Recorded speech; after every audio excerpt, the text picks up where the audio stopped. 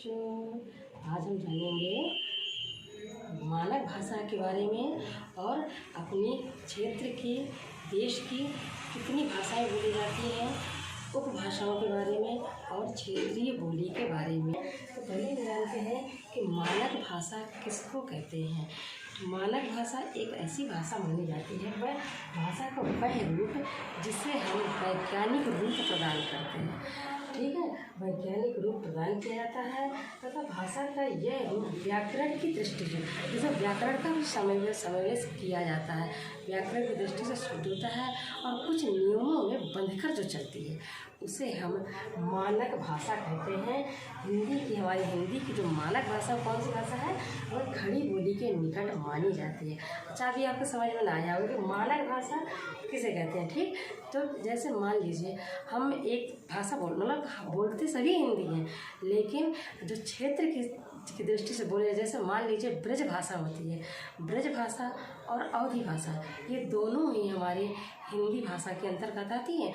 ये दोनों क्या कहलाती हैं, ये उपभाषा भी कहलाती है, बोलियाँ कहलाती हैं। लेकिन अगर जो एक मान लीजिए कि ब्रज भाषा बोलने वाले व्यक्ति को और एक अवधी भाषा बोलने वाले व्यक्ति को, दोनों को खड़ा कर दिया जाए, ठीक है, खड़ा कर दिया जाए, तो उन दोनों में अगर उन्हें अपनी कोई बात रखनी है तो वो एक दूसरे को बात को समझने में उन्हें बड़ी कठिनाई का सामना करना पड़ेगा। इसी कठिनाई को दूर करने के लिए हमारी जो एक भाषा जो तैयार की जाती है, जैसे हिंदी भाषा जो हमारी तैयार की गई है, इसी को हम मानक भाषा कहते हैं, जो आसानी से सबके समझ में आ जाए। ये किसके निकट मानी जाती है, ये खड़ी बोली के निकट मानी जाती है। ठीक, अगला प्रश्न हमारा, भारत में भाषा के कितने रूप विद्यमान हैं। हमारे देश का क्षेत्र इतना बड़ा है कि हमारे देश में बहुत सी बोलियाँ बोली जाती हैं। अच्छा, बोली, भाषा, परिनिष्ठित भाषा और राष्ट्रभाषा में क्या अंतर रहता है, ये मैं आपको बताती हूँ। क्षेत्रीय बोली जो होती है, क्षेत्रीय बोली किसे कहते हैं, जो हमारे क्षेत्र में बोली जाती है, जिस क्षेत्र में हम रह रहे हैं। एग्जाम्पल के लिए मान लो हम रह रहे हैं पूर्वी साइड में, पूर्वी उत्तर प्रदेश में रह रहे हैं, उत्तर भारत में रह रहे हैं, तो उस तरफ कौन सी भाषा बोली जाती है अपनी अवधी बोली जाती है। ठीक है, और यदि इस तरफ चले जाओ, पश्चिम की तरफ जाओ, तो पश्चिम की तरफ कौन सी बोली जाती है, ब्रज भाषा आ जाती है हमारी।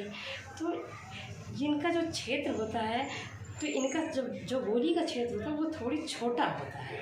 जब यही बोली का क्षेत्र धीरे धीरे बड़ा हो जाता है, उसका विकास हो जाता है और ये बढ़ते बढ़ते बड़ी होने लगती, बड़ा हो जाता है इसका क्षेत्र और इसको बोलने वाले की संख्या ज़्यादा हो जाती है, फिर वो उपभाषा बन जाती है। क्या बन जाती है, हमारी उपभाषा बन जाती है। और जब यही और भी ज़्यादा विस्तृत हो जाती है तो ये हमारी राष्ट्रभाषा बन जाती है। ठीक है, तो ये हो गई हमारी क्षेत्रीय बोली। क्षेत्रीय बोली जो है ये 5 उपभाषाओं में हमारी विभक्त है। ठीक, तो क्षेत्रीय बोली आपको समझ में आया, किसको कहते हैं, जो हमारे क्षेत्र में बोली जाती है उसे हम क्षेत्रीय बोली कहते हैं। हमारे देश में कम से कम 436 बोलियाँ बोली जाती हैं। ठीक है, कितनी बोली जाती हैं, 436 बोलियाँ बोली जाती हैं। फिर है परिनिष्ठित भाषा। इसमें क्या है, जब हमारे परिनिष्ठित भाषा किसको कहते हैं, जब भाषा का, जैसे मान लीजिए कोई बोली हमारी, उसका विकास हो रहा है, वो छोटे से क्षेत्र से निकल करके उसका जो फैलाव है वो बड़ा हो रहा है, और फिर उसको, उस भाषा को, उस बोली को जब व्याकरण की दृष्टि से उसको व्याकरण में के सूत्रों में बांधा जाता है और व्याकरण की दृष्टि से फिर उसको बोला जाता है, तब उसे हम परिनिष्ठित भाषा कहते हैं। क्या कहते हैं उसको, तब हम उसको परिनिष्ठित भाषा कहते हैं। ठीक, अब अगला देखते हैं राष्ट्रभाषा। जब हमारी परिनिष्ठित भाषा जो होती है, जिसको हमने व्याकरण की दृष्टि से, व्याकरण के सूत्रों से बांधा है, उस भाषा को जब इसका और भी ज़्यादा विस्तार होता है और फिर ये जो है बहुत सारे लोगों द्वारा, बहुत अधिक जनसंख्या के द्वारा, कुल मिला के ये मान लीजिए जैसे कि हमारी हिंदी है, पूरे भारत के लोग इसको बोलते हैं, तो ये हमारी फिर जब इसको राजनीतिक रूप में भी लिया जाता है और सांस्कृतिक रूप में भी लिया जाता है, तब ये राष्ट्रभाषा के रूप में हमारे सामने आ जाती है। ठीक है, इतनी बात समझ में आई कि राष्ट्रभाषा किसको कहते हैं, प्रतिष्ठित भाषा किसको कहते हैं और क्षेत्रीय बोली किसको कहते हैं। क्षेत्रीय बोली का जब विस्तार होता है तब वो प्रतिष्ठित भाषा के रूप में होती है, और जब प्रतिष्ठित भाषा और अधिक विस्तृत होती है तब वो राष्ट्रभाषा के रूप में स्वीकार करी जाती है। ठीक है, अब हम देखते हैं इसका यही डाटा बता।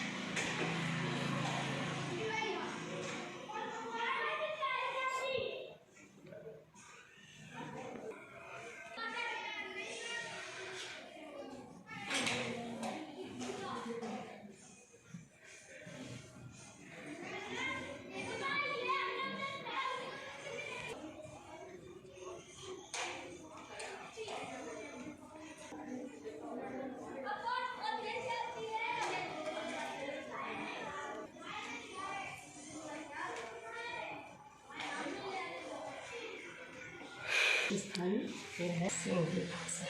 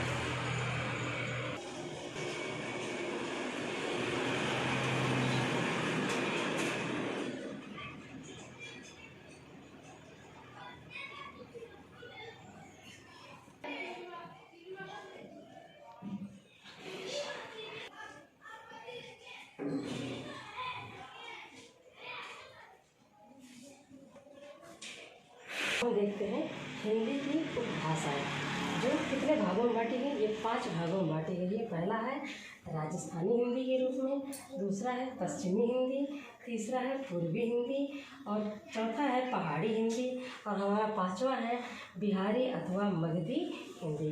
चलो अब देखते हैं कि कौन सी भाषा कहाँ बोली जाती है। जैसे राजस्थानी हिंदी है तो वो राजस्थान में बोली जाती है। ये राजस्थान में ये कौन सी बोली से भाषा के रूप में परिवर्तित हुई है, तो है राजस्थानी, मारवाड़ी और सिंधी। राजस्थानी बोली के भाषा के अंदर कौन सी आती है, राजस्थानी, मारवाड़ी और हमारी सिंधी भाषा आती है। ये कहाँ बोली जाती है, राजस्थान, सिंध और मालवा क्षेत्र में बोली जाती है। फिर हमारा पश्चिमी हिंदी जो भारत के पश्चिम क्षेत्र में बोली जाती है। ठीक, वो कौन कौन से क्षेत्र आ जाते हैं हमारे, ब्रज भाषा आ जाता है। ब्रज भाषा इसका क्षेत्र कहाँ है, जैसे कि मान लीजिए मथुरा, आगरा, इन क्षेत्रों में ये हमारी ब्रज भाषा बोली जाती है। फिर है खड़ी बोली, ठीक है, और हरियाणवी, कौरवी, कन्नौजी और बुंदेली। ये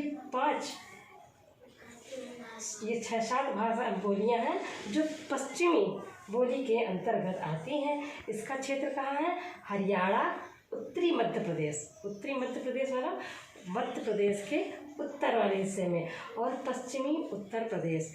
पश्चिमी उत्तर प्रदेश में जैसे जो कि दिल्ली, मेरठ, आगरा, इन क्षेत्रों में बोली जाती है। कौन कौन सी भाषा, ब्रज भाषा, खड़ी बोली, हरियाणवी जैसे पता चला कि हरियाणा में बोली जाती है, कौरवी, कन्नौज क्षेत्र में बोली जाती है, और जो उत्तरी मध्य प्रदेश लिखा है ये कन्नौजी भाषा इस क्षेत्र में आ जाती है हमारी।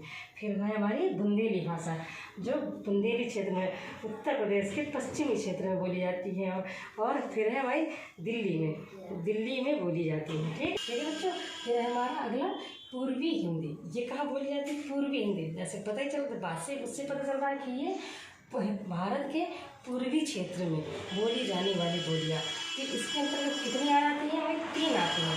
पहली आती है अवधी, फिर बघेली और तीसरी है छत्तीसगढ़ी। अवधी कहाँ बोली जाती है? जैसे अयोध्या साइड में बोली जाती है। अयोध्या में कौन सी भाषा बोली जाती है? अवधी बोली जाती है। और बघेली छत्तीसगढ़ में हमारी छत्तीसगढ़ी भाषा बोली जाती है। ये देखिए, जैसे कि मध्य पूर्व उत्तर प्रदेश। मध्य पूर्व यानी कि उत्तर प्रदेश के बीच में पूर्वी साइड में बोली जाती है हमारी अवधी भाषा। और पूर्वी मध्य प्रदेश में और छत्तीसगढ़ में बघेली और छत्तीसगढ़ी बोली हमारी बोली जाती है। ठीक।